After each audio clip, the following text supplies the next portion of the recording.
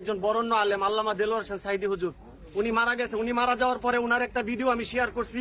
উনার ভিডিওতে আমি লিখছি, হে আল্লাহ হুজুরকে জান্নাতের উচ্চ মাকাম দান করুন। তারপরে এটা আমাদের বাহিনীর যে এসপি উনি আমার এই দোয়া করার ক্ষেত্রে শুধু দোয়া করছে, একজন আলেম মারা গেছে শুধু দোয়া করছি, এই দোয়া করার প্রেক্ষিতে উনি আমার নামে বিভাগীয় মামলা করছে।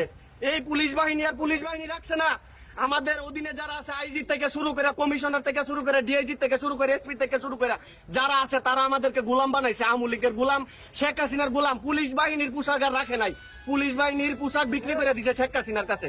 আমরা আর পুলিশ নাই, আমরা পুলিশ লীগ হয়ে গেছি, আওয়ামী লীগের জায়গা পুলিশ লীগ হয়ে গেছি। মানে আমাদেরকে আর রাখে নাই, আমাদেরকে রাস্তার মধ্যে নিয়ে রাখে, আমাদেরকে যে হুকুম করে আমরা সেই হুকুম মানতে বাধ্য। আমরা চাই আমরা পুলিশ বাহিনী হইয়া আমরা মানে দেশের জনগণের নিরাপত্তা নিশ্চিত করবো। এই পুলিশ বাহিনীর চাকরিদের আমরা মানে ভালো কিছু করতে চাই, মানুষ যাতে আমাদেরকে বলে যে না এটা পুলিশ বাহিনী, আমাদেরকে দেখলে যাতে গালি না দেয়, আমাদেরকে যাতে দেখলে ইজ্জত করে, তাদেরকে যাতে আমরা সর্বোচ্চ সেবাটা দিতে পারি, তারা আমাদেরকে যেটা আশা করে এটা যাতে আমরা দিতে পারি। আমরা নিজ উদ্যোগে মানুষের খেদমত করতে